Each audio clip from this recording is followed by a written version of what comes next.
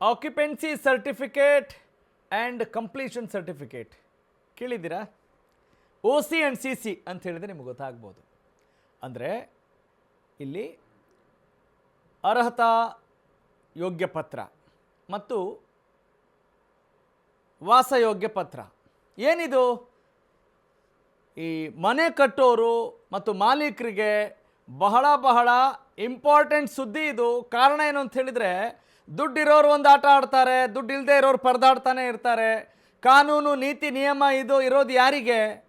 ಬರೀ ದುಡ್ಡು ಇಲ್ಲದೆ ಇರೋರಿಗೆ ಅಥವಾ ಇನ್ಫ್ಲೂಯೆನ್ಸ್ ಇಲ್ಲದೆ ಇರೋರಿಗೆ ಮಾತ್ರನಾ? ದುಡ್ಡಿದ್ರೆ ಏನು ಬೇಕಾದರೂ ಮಾಡಬಹುದು, ಕಾನೂನು ಇರೋದೇ ದುಡ್ಡು ಮಾಡೋಕ್ಕೆ ಅನ್ನುವ ವಾತಾವರಣ ನಿರ್ಮಾಣವಾದಾಗ ಬಹಳಷ್ಟು ಪ್ರಶ್ನೆಗಳು ಬರುತ್ತವೆ. ಇವತ್ತು ನಾವು ಎಲೆಕ್ಟ್ರಿಸಿಟಿ ಮತ್ತು ಅದರ ಕರ್ಮಕಾಂಡದ ಬಗ್ಗೆ ಮಾತನಾಡ್ತಾ ಇದ್ದೀವಿ. ಹಾಗಾಗಿ ಜಾರ್ಜ್ ಅವರು ಏನು ಮಾಡ್ತಾ ಇದ್ದಾರೆ? ಬರೀ ನೆಪ ಮಾತ್ರಕ್ಕೆ ಸಚಿವರಾಗಿದ್ದಾರಾ ಅಥವಾ ಬೇಕಂತಲೇ ಈ ರೀತಿಯಾದಂಥ ಒಂದಿಷ್ಟು ಅನಾಹುತಗಳಿಗೆ ಎಡೆ ಮಾಡಿಕೊಡ್ತಾ ಇದ್ದಾರಾ ಅನ್ನುವ ಪ್ರಶ್ನೆಯ ಜೊತೆ ಇವತ್ತು ನಾವು ಚರ್ಚೆಯನ್ನು ಮಾಡ್ತಾ ಇದ್ದೀವಿ. ವೆರಿ ಗುಡ್ ಈವ್ನಿಂಗ್, ನಮಸ್ಕಾರ ಕರ್ನಾಟಕ. ನಾನು ನಿಮ್ಮ ರಾಘವ ಸೂರ್ಯ. ಇವತ್ತಿನ top story, exclusive top story, current ಕರ್ಮಕಾಂಡ.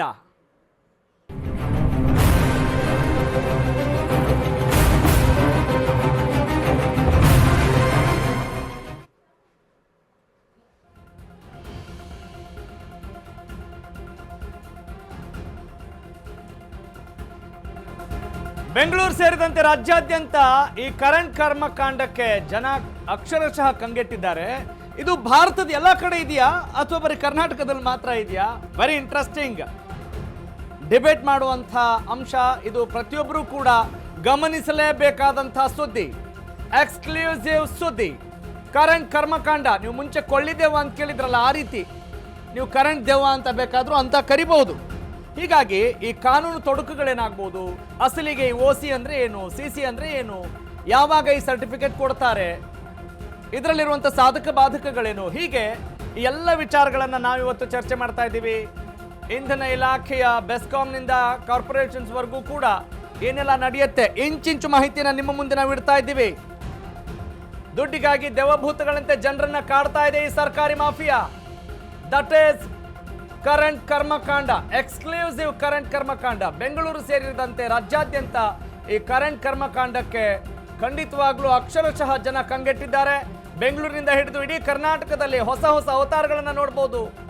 ಒಟ್ಟಿನಲ್ಲಿ ಈ ಲಂಚದ ಬೇಟೆ ಸಿಕ್ಕಾಪಟ್ಟೆ ಮುಂದುವರಿತಾ ಇದೆ. ಮನೆ ಅಪಾರ್ಟ್ಮೆಂಟ್ ಕಟ್ತಾ ಇರುವಂತಹ ಮಾಲೀಕರಿಗೆ ಬಹಳ ಸಂಕಟವಾಗಿರುವಂಥದ್ದು. ಯಾಕಂತ ಹೇಳಿದ್ರೆ ಅವರೇ ಇವರ ಟಾರ್ಗೆಟ್. ಯಾರೆಲ್ಲ ಮನೆ ಕಟ್ತಾ ಇದ್ದಾರೆ ಅಂತ ಹೇಳಿದ್ರೆ ಸಾಕು, ಅಂಥವ್ರನ್ನ ಬೇಟೆ ಆಡುತ್ತೆ ಒಂದು ಟೀಮ್. ಹಾಗಾದ್ರೆ ಏನಿದು? What is the fact? Current ಬೇಕು ಅಂತ ದುಡ್ಡು ಕಟ್ಟಿದ್ರೂ ಕೂಡ ಹಲವರಿಗೆ ಆ ಕರೆಂಟ್ ಭಾಗ್ಯನೂ ಇಲ್ಲ, ವಾಪಸ್ ದುಡ್ಡು ಕೂಡ ಇಲ್ಲ. ಇಂತಹ ಅನೇಕ ವಿಚಾರಗಳನ್ನು ನಾವಿವತ್ತು ಗಮನಿಸಿ ತಜ್ಞರ ಜೊತೆ ಚರ್ಚೆ ಮಾಡ್ತಾ ಇದ್ದೀವಿ. ವಿದ್ಯುತ್ ಇಲಾಖೆಯ ತಜ್ಞರಾಗಿರ್ಬೋದು, ಸಾಮಾಜಿಕ ಹೋರಾಟಗಾರರಾಗಿರ್ಬೋದು, ಕಾನೂನು ತಜ್ಞರು. ಅದೇ ವಿಚಾರದಲ್ಲಿ ಏನೆಲ್ಲ ಲೂಪ್ ಹೋಲ್ಸ್ ಇದ್ದಾವೆ, ಜನರನ್ನು ಹೇಗೆ ಸುಲಿಗೆ ಮಾಡ್ತಾ ಇದ್ದಾರೆ ಅನ್ನೋದ್ರ ಬಗ್ಗೆ ಒಂದು ಕಣ್ತೆರೆಸುವ ಕೆಲಸವನ್ನು ನಾವು ಮಾಡ್ತಾ ಇದ್ದೀವಿ. So don't go anyway, stay tuned till the end. Let's go for another update.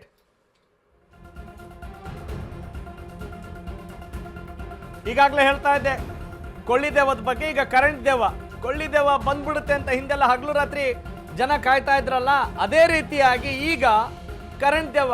ಆದರೆ ಈಗ ಮನೆ ಅಪಾರ್ಟ್ಮೆಂಟ್ ಕಟ್ತಾ ಇರೋ ಮಾಲೀಕರಿಗೂ ಸಿಕ್ಕಾಪಟ್ಟೆ ಭಯ ಶುರುವಾಗಿದೆ. ನಮ್ಮ ಮನೆ ಅಪಾರ್ಟ್ಮೆಂಟ್ಗೆ OC ಸಿಗುತ್ತೋ, CC ಸಿಗುತ್ತೋ, ಇಂಥ ಒಂದು ಕನ್ಫ್ಯೂಷನ್ ಕೂಡ ಇದ್ದಾವೆ. ಕರೆಂಟ್ ಸಪ್ಲೈ ಕೊಡೋಕ್ಕೆ ಅಧಿಕಾರಿಗಳು ಕಳ್ಳಾಟ ಮಾಡ್ತಾ ಇದ್ದಾರೆ. That is the point. ಇನ್ನೊಂದು ಕಡೆ ಈ OC CC ಅಂದರೆ ಆಕ್ಯುಪೆನ್ಸಿ ಸರ್ಟಿಫಿಕೇಟ್ ಮತ್ತು ಕಂಪ್ಲೀಷನ್ ಸರ್ಟಿಫಿಕೇಟ್, ಕ್ಲಿಯರೆನ್ಸ್ ಸರ್ಟಿಫಿಕೇಟ್ ಅಂತ ಕೂಡ ಕರೀತಾರೆ ಅಂತ ಅಂದ್ಕೊಳ್ತೀನಿ. ಕಾರ್ಪೊರೇಷನ್ಗಳಲ್ಲಿದೆ ಲಂಚದ ಭೂತ. ಅಯ್ಯೋ ಲಂಚ ಎಲ್ಲಿಲ್ಲ ಬಿಡ್ರಿ ಅಂತ ತಳ್ಳಿ ಹಾಕುವಂಥ ವಿಚಾರ ಅಲ್ಲ. ಯಾಕಂತ ಹೇಳಿದರೆ ಇದರಲ್ಲೂ ಅವರ ಆಟಾಟೋಪಗಳು ಹೆಂಗಿರುತ್ತೆ, ಅವರ ಸ್ಮಾರ್ಟ್ನೆಸ್ ಹೆಂಗಿರುತ್ತೆ ಅನ್ನೋದನ್ನು ನಾವು ನೋಡಲೇಬೇಕಾಗಿದೆ. ಸೊ ಯಾವಾಗ ಎಚ್ಚೆತ್ಕೊಳ್ಳೋದು? ಅಯ್ಯೋ ಬಿಡ್ರಿ, ಸಮಾಜ ಹೆಂಗೆ ನಡೆಯುತ್ತೆ ಹಂಗೆ ನಡೆಯೋಣ ಅಂತಿದ್ರೆ ಸಾಕ? ನೀವು ಯೋಚನೆ ಮಾಡಿ. ಈ OC ಆ್ಯಂಡ್ CC ಯಾವಾಗ ಕೊಡ್ತಾರೆ ಕೊಡಲ್ಲ, ನಿಯಮಗಳನ್ನು ಯಾಕೆ ಪಾಲನೆ ಮಾಡಬೇಕು, ಅಥವಾ ಇದು ಕರ್ನಾಟಕದಲ್ಲಿ ಮಾತ್ರ ಇದೆಯಾ ಅಥವಾ ಭಾರತದಾದ್ಯಂತ ಇದೆಯಾ, ಹೀಗೆ ಈ ವಿಚಾರಗಳನ್ನು ನಾವು ಮುಂದಿನ ಹಂತದಲ್ಲಿ ಚರ್ಚೆ ಮಾಡೋಣ. Let's go for other update. So what is the secret of OC and CC? ಈ occupancy certificate and completion certificate ಏನಿದು? ಮನೆ ಅಥವಾ ಅಪಾರ್ಟ್ಮೆಂಟ್ ಕಟ್ಟೋಕೆ ಮೊದಲಿಗೆ ಪಾಲಿಕೆ ಕೊಡೋದೇ CC. ಕಟ್ಟಡ ಕಟ್ಟಲು ಪ್ರಾರಂಭಿಕ ಪ್ರಮಾಣ ಪತ್ರ ಅಂದರೆ ಕಂಪ್ಲೀಷನ್ ಸರ್ಟಿಫಿಕೇಟ್. ಪ್ಲಾನ್ ಪ್ರಕಾರ ಮನೆ ಕಟ್ಟಿದ್ದಾರೆ ಅಂತ ಕೊಡೋದೇ ಆಕ್ಯುಪೆನ್ಸಿ ಸರ್ಟಿಫಿಕೇಟ್. ವಾಸಯೋಗ್ಯ ಪ್ರಮಾಣ ಪತ್ರ, ವಿದ್ಯುತ್, ನೀರು, ಚರಂಡಿ, ಅಗ್ನಿಶಾಮಕ ದಳ ಕ್ಲಿಯರೆನ್ಸ್ಗೆ ಈ OC CC. ಈ ಪ್ರಾರಂಭಿಕ ಪ್ರಮಾಣ ಪತ್ರ, ವಾಸಯೋಗ್ಯ ಪ್ರಮಾಣ ಪತ್ರದಲ್ಲೇ ಸಮಸ್ಯೆ ಉಂಟಾಗಿದೆ. ಏನ್ ಸಮಸ್ಯೆ ಇದು? ಎಸ್, ನೀವು ಮನೆಗೆ ದುಡ್ಡಿದ್ರೆ ಸಾಕ ಮನೆ ಕಟ್ಬಿಡ್ಬೋದಾ, ಅಥವಾ ಏನು ನಿಯಮಗಳನ್ನು ನಾವು ಪಾಲನೆ ಮಾಡಬೇಕಾಗತ್ತೆ? ಯಾವ ಹಂತದಲ್ಲಿ ಈ OCಗೆ ಅಪ್ಲೈ ಮಾಡಬೇಕು ಅಥವಾ CCಗೆ ಅಪ್ಲೈ ಮಾಡಬೇಕು? CC ಫಸ್ಟಾ OC ಫಸ್ಟಾ? ಹೀಗೆ ಅನೇಕ ಪ್ರಶ್ನೆಗಳು ಕೂಡ ಬಂದು ಒದಗಬಹುದು. ಮತ್ತು ಯಾವ ರೀತಿ ಸ್ಕ್ಯಾಮ್ ನಡೀತಾ ಇದೆ ಅನ್ನೋದ್ರ ಬಗ್ಗೆ ಕೂಡ ನಾವು ಮುಂದುವರಿಸೋಣ, ಗಮನ ಹಾಕೋಣ. Yes, let's go for another update quick.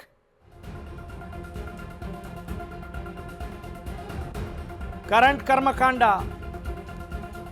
Currently ನಡೀತಾ ಇದೆ.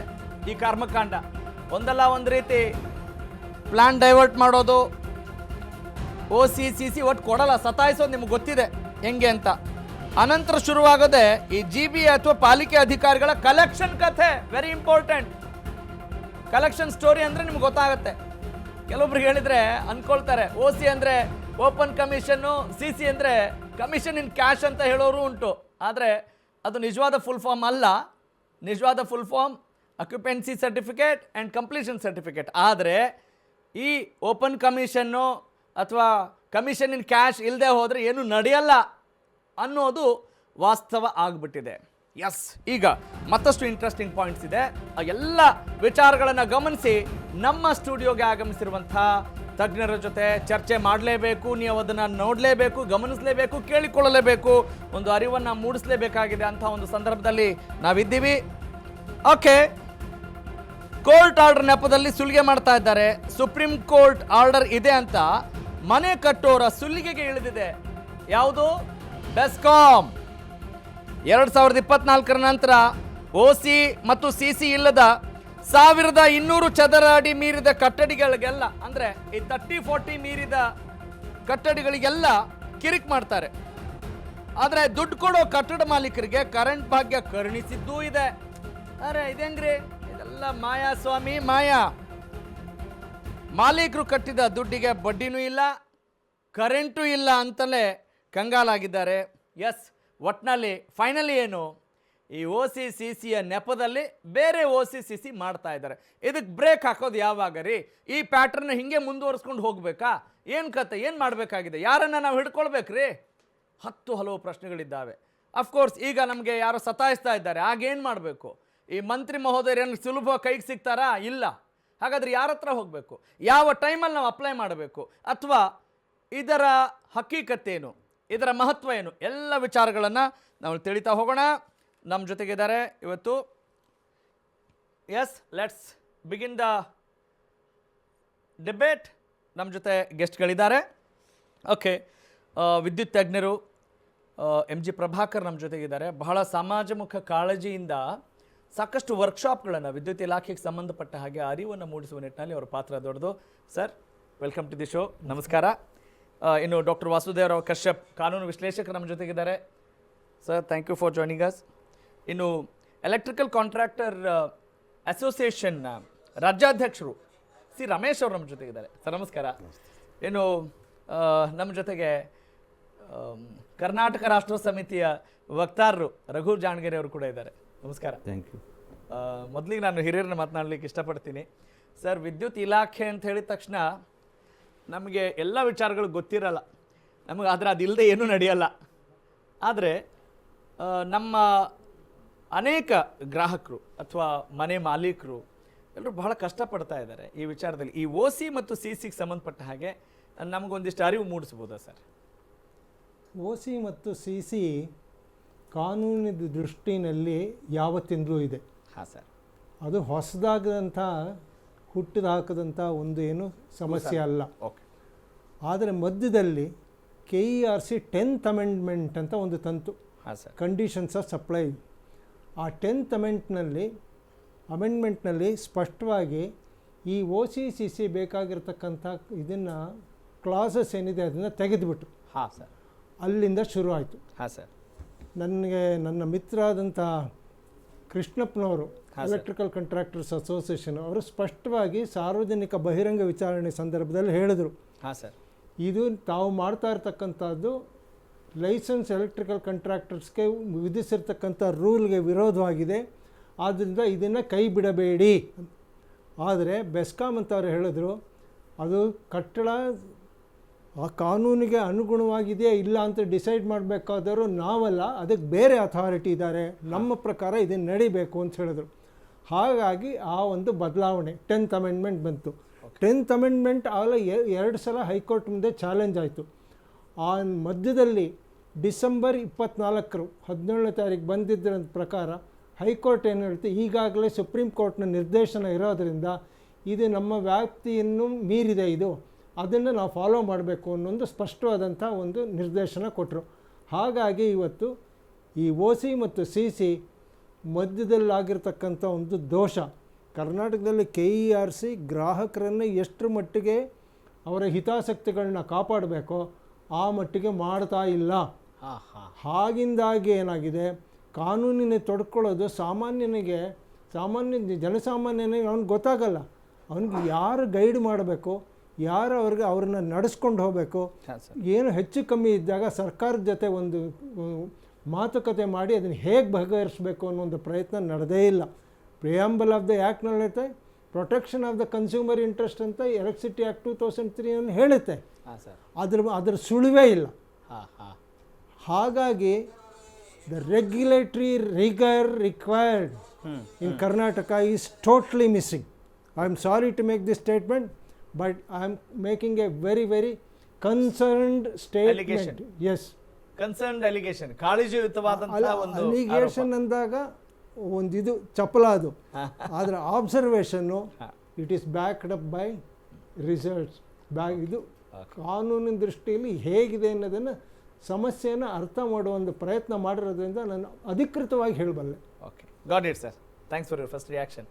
ಓಕೆ, ಡಾಕ್ಟರ್ ವಾಸುದೇವರಾವ್ ಕಶ್ಯಪ್ ಅವರು ಬಹಳ ಹೋರಾಟಗಳನ್ನು ಮಾಡ್ಕೊಂಡು ಬಂದಿದ್ದಾರೆ ಕಾನೂನಾತ್ಮಕವಾಗಿ. ಈ ನಿಟ್ಟಿನಲ್ಲಿ ಕಾನೂನು ಏನು ಹೇಳುತ್ತೆ, ಇಲ್ಲಿರುವಂಥ ತೊಡಕುಗಳೇನು, ಯಾಕೆ ಈ ಸಮಸ್ಯೆ ಉದ್ಭವಿಸ್ತಾ ಇರೋದು ಹೇಗೆ ಅನ್ನೋದ್ರ ಬಗ್ಗೆ ಒಂದಿಷ್ಟು ಬೆಳಕನ್ನು ಚೆಲ್ತಾರೆ. ಮೊದಲಿಗೆ ಅಶ್ವವೇಗ ನ್ಯೂಸ್ ಏನಿದೆ, ಇದು ಜನಗಳಿಗೆ ಸಂಬಂಧಪಡ್ತಕ್ಕಂಥ ನೋವು ನಲಿವುಗಳಿಗೆ ಬೆಳಕು ಚೆಲ್ಲೋಕ್ಕೋಸ್ಕರ ಇವತ್ತು ಏನು ಕಾರ್ಯಕ್ರಮ ಮಾಡ್ತಿದ್ದೀರಿ, ಇದರ ಮುಖ್ಯಸ್ಥರು ಮತ್ತು ನೀವು ಕೂಡ ಅಭಿನಂದನೆಗೆ thank you sir. Thank you so much. ಇಲ್ಲಿ ವಿಷಯವನ್ನು ಸ್ವಲ್ಪ ಬೇಸಿಕ್ಕಿಂದ ಹೋಗೋಣ ಪ್ಲೀಸ್. ಪ್ರತಿಯೊಬ್ಬನ ಕನಸು ಒಂದು ಪುಟ್ಟ ಮನೆ ಮಾಡಬೇಕು, ಆ ಮನೆಯೊಳಗೆ ವಾಸ ಮಾಡಬೇಕು, ಹೌದು, ಒಂದು ನೀರಿನ ವ್ಯವಸ್ಥೆ ಇರಬೇಕು, ಹೌದು, ಎಲೆಕ್ಟ್ರಿಸಿಟಿ ಇರಬೇಕು, ನೀವು ಮೇಲೆ ಮಿಕ್ಕಿದ ಸೌಲಭ್ಯಗಳಿರಬೇಕು ಅನ್ನತಕ್ಕಂಥ ಪ್ರತಿಯೊಬ್ಬನ ಕನಸದು. ಈ ಕನಸುಗಳನ್ನು ಹೆಂಗೆ ನುಚ್ಚುನೂರು ಮಾಡುತ್ತೆ ವ್ಯವಸ್ಥೆ ಅನ್ನೋದಕ್ಕೆ ಇವತ್ತಿನ ಇಶ್ಯೂ ಏನು ತೊಗೊಂಡಿದ್ದೀರಿ ತಾವು, ಈ ಇಶ್ಯೂ ಬಡವರ ನೊಂದವರ ಬೆಂದವರ ಕನಸುಗಳನ್ನು ನುಚ್ಚುನೀರು ಮಾಡತಕ್ಕಂಥ ಏನು ಬಂದಿದೆ ಇವತ್ತು ಕಾಯಿದೆ, ಇದಕ್ಕೆ ನಾನು ಖಂಡಿಸ್ತೇನೆ. ನೋಡಿ, ಈಗ ಬಂದಿರತಕ್ಕಂಥ ಅಮೆಂಡ್ಮೆಂಟ್ ಆ್ಯಕ್ಟ್ಗಳು ಏನಿವೆ ಇವೆಲ್ಲವನ್ನು ತಿರ್ಸುತ್ತೆ ನಮ್ಮನ್ನು ಆಳೋ ಸರ್ಕಾರಗಳು, ತಿರ್ಸುತ್ತೆ ಅದನ್ನು. ಈಗ ಉದಾಹರಣೆಗೆ 17 ಡಿಸೆಂಬರ್ನಲ್ಲಿ ಒಂದು ಅಮೆಂಡ್ಮೆಂಟ್ ಆಯಿತು. ಏನಂತ ಅಮೆಂಡ್ಮೆಂಟ್ ಆಯಿತು ಸುಪ್ರೀಂ ಕೋರ್ಟಲ್ಲಿ, ನೋಡಪ್ಪ ನಿಮ್ಮಲ್ಲಿ ಯಾಕಂದರೆ ಭಾಳ ಕಡೆ ನೋಡಿದ್ರು, ಯಾಕಂದರೆ ಏನಾಗುತ್ತೆ, ಒಂದು ಕಡೆ ಗುತ್ತಿಗೆದಾರರು, ಒಂದು ಕಡೆ ಪ್ರಾಬಲ್ಯ ಇರತಕ್ಕಂಥ ಬಿಲ್ಡರ್ಸು ಡೆವಲಪರ್ಸು, ಇನ್ನೊಂದು ಕಡೆ ಕಮರ್ಷಿಯಲ್ ವೆಂಚರು. ಈ ಪ್ರಾಬಲ್ಯ ಇರತಕ್ಕಂಥ ಬಿಲ್ಡರ್ ಡೆವಲಪರ್ಸ್ ಏನು ಮಾಡ್ತಾರೆ, ಅವನು ಈಸ್ ನಾಟ್ ಬಾದರ್ಡ್, ಅವ್ರ ಮನೆಗೆ ಯಾವನು ಬರ್ತಾರೆ ಯಾರು ಹೋಗ್ತಾರೆ ಬಾದಿಲ್ಲ, ಅವನಿರೋ ಜಾಗನ ಮಾರ್ಕೋಬೇಕು, ಅದು ಬರೋ ದುಡ್ಡು ಮಾಡಬೇಕು. ಆ ದುಡ್ಡು ಮಾಡೋಕ್ಕೋಸ್ಕರ ಅವ್ನು ಏನೇನು ಪ್ರಾಜೆಕ್ಟ್ ಮಾಡ್ತಾನೆ, ಆ ಪ್ರಾಜೆಕ್ಟಿಗೆ ಲಂಚ ಕೊಡ್ತಾನೋ, ಬ್ರೈಬ್ ಮಾಡ್ತಾನೋ, ಏನು ಮಾಡೋದು ಸರಿಯೇ, ಆತನಿಗೊಂದು ಒಂದು ಎಸ್ಟಾಬ್ಲಿಷ್ಮೆಂಟ್ ಆಗಬೇಕು, ಬಿಲ್ಡರ್ ಡೆವಲಪ್ಮೆಂಟ್ ಅಂತೇಳ. ಆಮೇಲೆ ನಮ್ಮ ಇಲಾಖೆಗಳ ಜೊತೆಗೆ ಸಮನ್ವಯತೆ ಇಲ್ಲ. ಉದಾಹರಣೆಗೆ PWSSB ಬೇಕೇ ಬೇಕಿಲ್ಲಿ, ಬೆಸ್ಕಾಂ ಬೇಕೇ ಬೇಕಿಲ್ಲಿ, ಒಬ್ರಿಗೊಬ್ರು ಕೋಆರ್ಡಿನೇಷನ್ ಬರೀ ಅದೊಂದೇ ಅಂತಲ್ಲ, ಯಾವ ಇಲಾಖೆ ಜೊತೆ ಸಮನ್ವಯ ಇಲ್ಲವೇ ಇಲ್ಲ ಇಲ್ಲಿ. ಈಗೇನು ಇದು BBMP ಆಗಿರ್ಬೋದು ಅಥವಾ ಇವತ್ತಿನ GB ಆಗಿರ್ಬೋದು, ಇವೆಲ್ಲವೂ ಕೂಡ ಎಲ್ಲ ಇಂಡಿಪೆಂಡೆಂಟ್ ಟೆರಿಟರಿಗಳಾಗ್ಬಿಡ್ತಿಲ್ಲಿ. ಇಲ್ಲಿ ವಿಷಯಕ್ಕೆ ಬರ್ತೇನೆ ಈಗ. ಪ್ಲೀಸ್. ಏನು ಒಂದು ಪುಟ್ಟ ಮನೆಗೆ ಏನು ಬೇಕು, 30-40 ಅಡಿ ಜಾಗಕ್ಕೆ ಏನು ಸರ್ಕಾರ ಅದು ಏನು ಮಾಡ್ತು, ಅಮೆಂಡ್ಮೆಂಟ್ ಬಂದಮೇಲೆ ಏನಾಯಿತು, ಸರ್ಕಾರಕ್ಕೆ ಗ್ಯಾರಂಟಿ ಸ್ಕೀಮ್ ಒಳಗೆ ಏನಾದರೂ ಬರಬೇಕಾಗಿರೋ ದುಡ್ಡನ್ನು ಏನಾದರೂ ಟಾರ್ಗೆಟ್ ಮಾಡಿದ್ರು. ಗ್ಯಾರಂಟಿ ಸ್ಕೀಮಿಗೆ ಬೇಕು ದುಡ್ಡು ಟಾರ್ಗೆಟ್ ಮಾಡಿದ್ರು. ಎಲ್ಲ ಸಿಕ್ತವ್ರಿಗೆ ಈಗ ಫ್ರೀ ಬಿ ಕೊಟ್ಟರು. ಯಾರಿಗೆ ಹೆಣ್ಮಕ್ಳಿಗೆ ಸ್ತ್ರೀ ಶಕ್ತಿಯಿಂದ ಹೆಣ್ಮಕ್ಳಿಗೆ ಫ್ರೀ ಬಿ ಕೊಟ್ಟರು. ಗಂಡಸಕ್ಕೆ ಕಿತ್ಕೊಂಡ್ರು. ಇಲ್ಲಿ 1,000 ಕೊಟ್ಬಿಟ್ಟು ಅಲ್ಲಿ 12,000 ಕಿತ್ಕೊಂಡ್ರು. ನೀವು ಬೇಕಾದ್ರೆ ಎಲ್ಲವನ್ನು ಅಬ್ಸರ್ವ್ ಮಾಡಿ. ವಿದ್ಯುತ್ ಕೂಡ ಅವ್ರು ಚೆನ್ನಾಗಿ ಹೇಳ್ತಾರೆ ತಜ್ಞರು. ವಿದ್ಯುತ್ ಇದ್ದಿದ್ದೇನು ಮೊದಲು ಸಡನ್ನಾಗಿ ಒಂದೇ ಸಲ ಗ್ರಾಫಿಕ್ ಚೇಂಜ್ ಆಗ್ಬಿಡ್ತು. ಹೊಟ್ಟೆ ಹೋಯ್ತದು ಒಂದೇ ಸಲ. ಎಲೆಕ್ಟ್ರಿಸಿಟಿ ಬಿಲ್ಲು ನಿಮ್ಮದು ನೋಡೋಕೆ ಹೋದರೆ ಫ್ರೀ ಅಂತ ಹೇಳ್ತಾರೆ, ಫ್ರೀ ಬಿ ಅಂತ ಹೇಳ್ತಾರೆ. ಬಟ್ ಅದು ಹಿಂದ್ಗಡೆ ಬರ್ತಾ ಬಿದ್ದಿರೋದು ಅದನ್ನು ಗುತ್ತಿಗೆದಾರರು ಕೂಡ ಹೇಳ್ತಾರೆ ಅದನ್ನು. ಇಲ್ಲಿ ಏನಾಯಿತು, ಈ ಕಮೆನ್ಸ್ಮೆಂಟ್ ಸರ್ಟಿಫಿಕೇಟು ಮತ್ತು ಆಕ್ಯುಪೇಷನ್ ಸರ್ಟಿಫಿಕೇಟು ಮೊದಲು ಏನು ಬರುತ್ತೆ, CC ಬರುತ್ತೆ ಕಮೆನ್ಸ್ಮೆಂಟ್ ಸರ್ಟಿಫಿಕೇಟ್. ತದನಂತರ ಬರುತ್ತೆ OC. ಇದು ಓಪನಿಂಗು ಮತ್ತು ಕ್ಲೋಸಿಂಗ್ ಏನಿದೆ ಇದರ ಮಧ್ಯೆ ಪ್ಲೇ ಕಾರ್ಡ್ ಆಡ್ತಾರೆ. ಅಂದರೆ ಅರ್ಹತಾ ಪತ್ರ ಮೊದಲು ಬರುತ್ತೆ. ಅಲ್ಲ, ಕಮೆನ್ಸ್ಮೆಂಟ್ ಸರ್ಟಿಫಿಕೇಟ್ ಅಂತಂದರೆ ಪ್ರಾರಂಭಿಕ ಪ್ರಮಾಣ ಪತ್ರ ಅಂತ ಕರೀತಾರೆ. ಅಲ್ಲ, ಇದು ಕಂಪ್ಲೀಷನ್ ಸರ್ಟಿಫಿಕೇಟ್ ಅಲ್ಲ ಅಲ್ವಾ? ಕಂಪ್ಲೀಷನ್ ಅಲ್ಲ, commencement certificate. Commencement certificate before the work project ಅದು ಕಮೆನ್ಸ್ಮೆಂಟ್ CC ಅಂತಂದರೆ ಕ್ಲಿಯರೆನ್ಸ್ ಅಂತಾನೂ ಹೇಳ್ತಾರೆ ಅದಕ್ಕೆ. ಇಲ್ಲ ಅದು ಪ್ರಾರಂಭಿಕ ಪ್ರಮಾಣ ಪತ್ರ. ಅಂದರೆ ನಮ್ಮ ಪ್ರಾಜೆಕ್ಟ್ ಮಾಡ್ತಾ ಇದ್ದೀವಿ, ಕಮೆನ್ಸ್ಮೆಂಟ್ ಸರ್ಟಿಫಿಕೇಟು. ಅದ ನಂತರ ಏನು ಬರುತ್ತಲ್ಲ, ವಾಸದ ಯೋಗ್ಯವಾಗಿದೆ ಅಂತ ಹೇಳಿ ಅದು ಎಲ್ಲ ಪರಿಪೂರ್ಣವಾಗಿದ್ದರೆ ಮಾತ್ರ ಆಕ್ಯುಪೇಷನ್ ಸರ್ಟಿಫಿಕೇಟ್. ಇವೆರಡು ಬೂತುಗಳಿದೆಯಲ್ಲ, ನೀವು ಹೇಳಿದ್ರಲ್ಲ ಬೆಂಡಭೂತ, ಇವೆಲ್ಲ ಇವೆಂಥರ ಬೆಂಡಭೂತಗಳಿವು. ಇದು 2 ಭಾಗ ಮಾಡೋಣ. ಒಂದು ಹಣ, ಅಂದರೆ ದುಡ್ಡು ಉಳ್ಳವರು ಹಣ ಉಳ್ತಾ ಇದ್ದಾರಲ್ಲ, ಈ ಜನಸಾಮಾನ್ಯರಿಗೆ ಏನು ಮಾಡಿದ್ರು ಅಂತ ಹೇಳಿದ್ರೆ 1200 ಸ್ಕ್ವೇರ್ ಫೀಟಲ್ಲಿ ಫ್ರೀ ಅಂದ್ಬಿಟ್ರು. ಬಟ್ ಟರ್ಮ್ ಕಂಡೀಷನ್ ಅಪ್ಲೈ ಅಂದರು. ಅಂದ್ಬಿಟ್ರು. ಫಿಶಿ ಹೇಳ್ತೀನಿ ಕೇಳಿ. ಈಗ 1200 ಅಡಿ ಜಾಗದಲ್ಲಿ ಓಕೆ ಫ್ರೀ ಫ್ರೀ ಬಂದ್ಬಿಡ್ತು, CC OC ಬಂದ್ಬಿಡ್ತು. ಟರ್ಮ್ ಕಂಡೀಷನ್ ಅಪ್ಲೈ ಆಗಂತಂದರೆ ಪಾರ್ಕಿಂಗ್ ಸ್ಲ್ಯಾಟಲ್ಲಿ ನೀವು ಪಾರ್ಕಿಂಗ್ ಕೊಡಲಿಲ್ಲ ಅಂತಂದರೆ ನಿಮ್ಮ OCನೂ ಸಿಗಲ್ಲ, CCನೂ ಸಿಗಲ್ಲ. ಓಕೆ, ಪಾರ್ಕಿಂಗ್ ಸ್ಲಾಟ್ ಕೊಡಲೇಬೇಕು. ಇಲ್ಲಿ ಅದಕ್ಕೊಂದು ರ್ಯಾಷಿಯೋ ಇದೆ. ಓಕೆ, ಏನೋ G+1, G+2, G+3 ಅಂತಿದೆ. ನೀವೇನು ಪಾರ್ಕಿಂಗ್ ಝೋನ್ ಮಾಡ್ತೀರಿ ಆ ಝೋನಿಗೆ ನೀವು ಮಾರ್ಕ್ ಮಾಡಬೇಕು. ಇವು ಯಾರು ನಿಮಗೆ ಕೊಡ್ತಾರಂತ ಇಟ್ಕೊಳ್ಳಿ, ಆ ಮಾರ್ಕ್ ಮಾಡಿ ಕೊಡಬೇಕು ಅವನು, ಯಾರು OC ಕೊಡೋನು.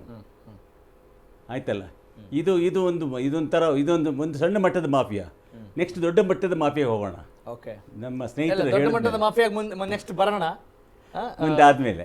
ಎಸ್ ರಮೇಶ್ ಸರ್, ಈಗ ಒಬ್ಬ ಎಲೆಕ್ಟ್ರಿಕಲ್ ಕಾಂಟ್ರಾಕ್ಟರ್ ಆಗಿ ಆ ಒಂದು ಅಸೋಸಿಯೇಷನ್ ಅಧ್ಯಕ್ಷರಾಗಿ ಏನು ಸಮಸ್ಯೆಗಳನ್ನು ಎದುರಿಸ್ತೀರಿ? ಆ್ಯಕ್ಚುಲಿ ಹೆಂಗೆ ಸರ್ಕಾರ ಇಲ್ಲಿ ಆಟ ಆಡುತ್ತೆ, ನಿಮ್ಮನ್ನ ಹೆಂಗೆ ಗೋಳು ಹೊಯ್ಕೊಳ್ಳುತ್ತೆ, ಅಥವಾ ಬಿಲ್ಡರ್ಸಿಗೆ ಯಾವ ರೀತಿ ಪ್ರಾಬ್ಲಮ್ ಕೊಡುತ್ತೆ? ಸರ್, ಮೊದಲಿಗೆ ಈಗ ಸರ್ ಹೇಳಿದ್ರು KRCದು ಮೊದಲಿಗೆ ತಪ್ಪು ಸರ್.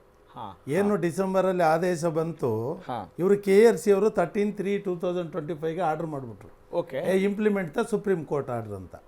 ಬಟ್ ಎಕ್ಸಿಸ್ಟಿಂಗ್ ಆರ್ಡ್ರ್ ಏನು ಓಲ್ಡ್ ಆರ್ಡ್ರ್ ಇತ್ತು, ಒಬ್ಬ ವ್ಯಕ್ತಿ ಒಂದು ಮನೆಯನ್ನು ಕಟ್ಟಿದಾಗ ಆ ವ್ಯಕ್ತಿಗೆ ಒಂದು ವಿದ್ಯುತ್ ಸಂಪರ್ಕವನ್ನು ಕೊಡುವಾಗ ಏನು ಮೂಲಭೂತ ದಾಖಲಾತಿಗಳನ್ನು ಕೊಡಬೇಕು ಅನ್ನೋದನ್ನು ಒಂದು ಪಬ್ಲಿಕ್ ಹಿಯರಿಂಗ್ ಮಾಡಿ ಜಾರಿ ಮಾಡಿದೆ. ಅದರ ಪ್ರಕಾರ ಒಬ್ಬ ವ್ಯಕ್ತಿ ಒಂದು ಕಟ್ಟಡವನ್ನು ಕಟ್ಟಿದಾಗ ಅವನು ಅದಕ್ಕೆ ಬೇಕಾದಂಥ ಒಂದು ವಿಳಾಸಕ್ಕೆ ಬೇಕಾದಂಥ ಪ್ರೂಫ್ ಬೇಕು. ದೊಡ್ಡ ಬಿಲ್ಡಿಂಗ್ ಆದರೆ ಒಂದು ಆರ್ಕಿಟೆಕ್ಟ್ ಪ್ಲಾನನ್ನು ಕೊಟ್ಟು ವಿದ್ಯುತ್ ಸಂಪರ್ಕವನ್ನು ಪಡೆಯುವಂಥ ಒಂದು ಕಾಯ್ದೆ ಇದೆ. ಎಸ್, ಟಿಲ್ ಟುಡೇ ಆ ಕಾಯ್ದೆ ಲೈವಲ್ಲಿದೆ. ಇವತ್ತೂ ಆ ಕಾಯ್ದೆ ಲೈವಲ್ಲಿದೆ, ಅದು ವಿಡ್ರಾ ಆಗಿಲ್ಲ. ಹಾಗೆ ಈ ಒಂದು ಸುಪ್ರೀಂ ಕೋರ್ಟ್ ಆದೇಶವನ್ನು ಜಾರಿ ಮಾಡುವ ಮುನ್ನ ಒಂದು KRC ಯಾವುದೇ ಒಂದು ಅಮೆಂಡ್ಮೆಂಟನ್ನು ಮಾಡುವ ಮೊದಲು ಒಂದು ಪಬ್ಲಿಕ್ ಹಿಯರಿಂಗನ್ನು ಮಾಡುವುದು ಒಂದು ಮ್ಯಾಂಡೇಟರಿ ಇದೆ. ಇದು ಯಾರೋ ಇವರು ಹೆಂಗೆ ಆದೇಶವನ್ನು ಮಾಡಿದ್ರು ಅಂದರೆ, ಬೆಸ್ಕಾಮ್ ಮತ್ತು ಸೆಸ್ಕಾಮ್ ಒಂದು ಲೆಟ್ರನ್ನು ಹಾಕತ್ತೆ. ಸೆಸ್ಕಾಮ್ ಕಂಪ್ನಿಗೆ ಒಂದು ಕಾರ್ಪೊರೇಷನಿಂದ ಹಿಂಗೆ ಸುಪ್ರೀಂ ಕೋರ್ಟ್ ಆದೇಶ ಬಂದಿದೆ ಅಂತ ಒಂದು ಮಾಹಿತಿಯನ್ನು ಕೊಡ್ತಾರೆ. ಬೆಸ್ಕಾಮ್ಗೆ ನಗರಾಭಿವೃದ್ಧಿ ಇಲಾಖೆ ಏನು ಅವತ್ತು BBMP ಇತ್ತು, ಅವರು ಒಂದು ಲೆಟ್ರನ್ನು ಕೊಡ್ತಾರೆ, ಈ ಥರ ಸುಪ್ರೀಂ ಕೋರ್ಟ್ ಆದೇಶ ಇದೆ ಅಂತ.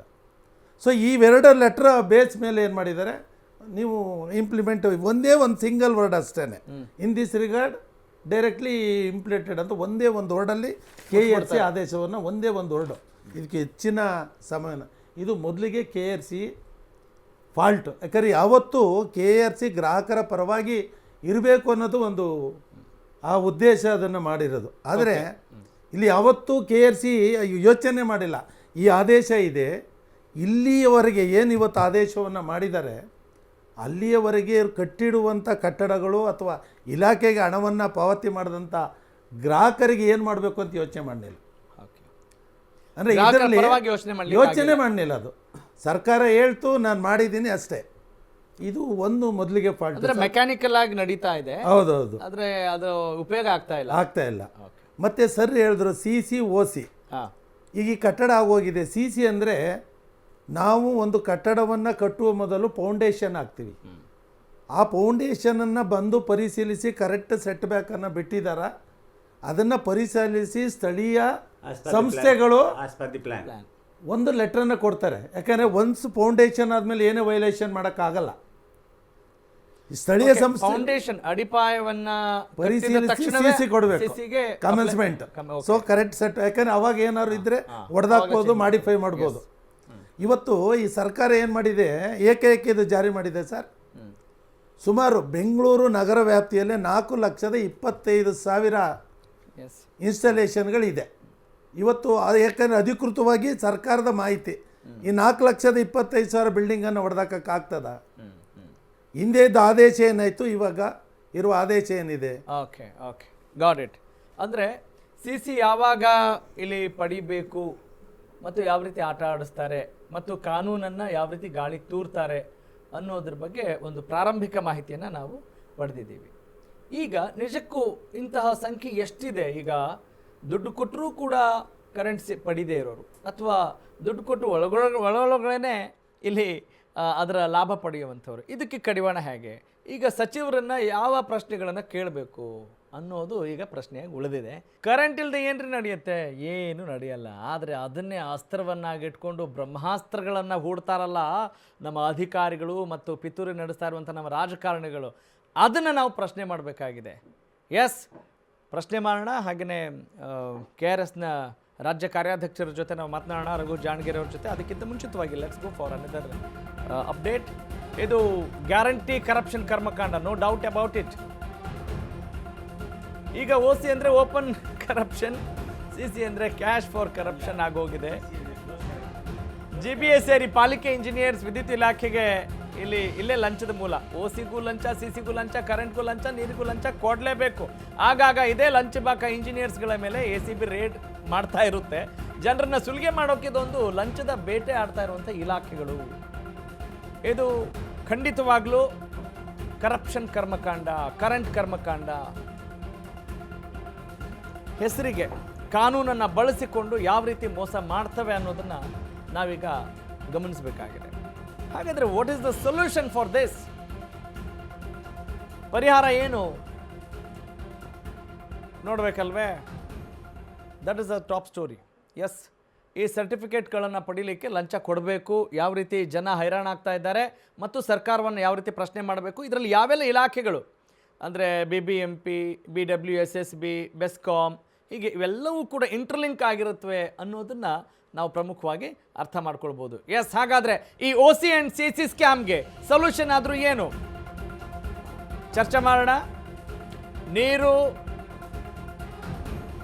ಕರೆಂಟ್ ರೈಟ್ ಟು ಲೈವ್ಲಿಹುಡ್ ಆಗಿರೋದ್ರಿಂದ ಅದನ್ನು ಕೊಡದೇ ಇರೋಂಗಿಲ್ಲ. ಅದರಿಂದ OC CC ಸಮಸ್ಯೆ ಇದ್ದರೆ ಅದಕ್ಕೊಂದು ಪರಿಹಾರ ಮಾಡಲೇಬೇಕಾಗಿದೆ.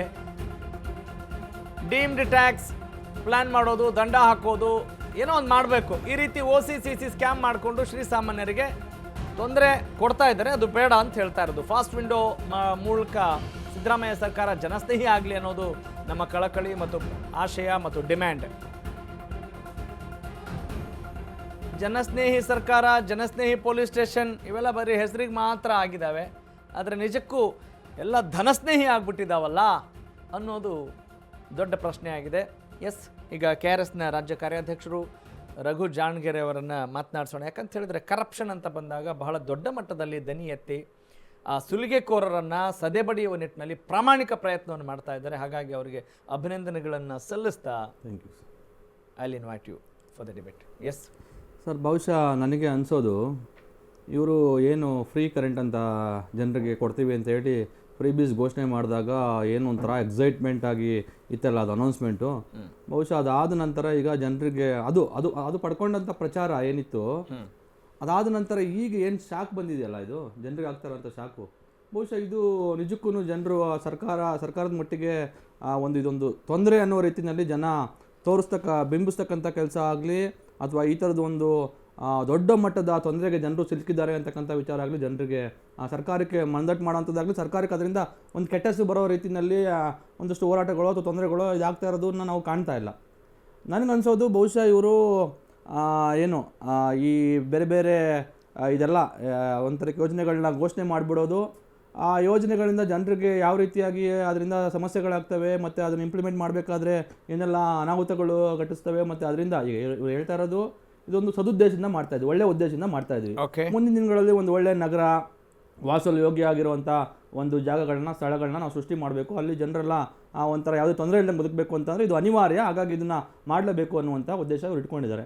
ಈಗಾಗಲೇ ಹೇಳ್ದಂಗೆ ಅವರು ಸಾರ್ ಹೇಳ್ತಾ ಇದ್ರು, ಇಲ್ಲಿ ಎಷ್ಟು ಜನರು ಈಗಾಗಲೇ ಈ ಥರದ ಯೋಜನೆಯನ್ನು ರೂಪಿಸಬೇಕು ಅಂತ ಅವ್ರು ಮುಂದಾದಾಗ ಎಷ್ಟು ಜನರು ಈ ಬಫರ್ ಪೀರಿಯಡಲ್ಲಿ ಈ ಥರದ್ದು ಮನೆಗಳನ್ನ ಕಟ್ಟುವಂಥ ಕೆಲಸದಲ್ಲಿ ಮುಂದಾಗಿದ್ರು. ಹೌದು, ಸುಮಾರು 4,5,00,000 ಲಕ್ಷ ಮನೆ ಕಟ್ಟುವಂಥವರು ಈ ನಡುವೆ ಈ ಯೋಜನೆಯನ್ನು ಈ ಕಾನೂನನ್ನು ಇಂಪ್ಲಿಮೆಂಟ್ಗೆ ತರುವಂತಹ ಸಂದರ್ಭದಲ್ಲೇ ಕೂಡ ಅಷ್ಟು ಜನರು ಮನೆ ಕಟ್ಟೋದಕ್ಕೆ ಮುಂದಾಗ್ಬಿಟ್ಟಿದ್ರು ಅಂತ ಅಂದಾಗ ಆಮೇಲೆ ನಾವು ಇಲ್ಲಿ ಭಾಳ ಸೂಕ್ಷ್ಮವಾಗಿರುವಂಥ ಒಂದು ವಿಚಾರ ಗಮನಿಸಬೇಕು.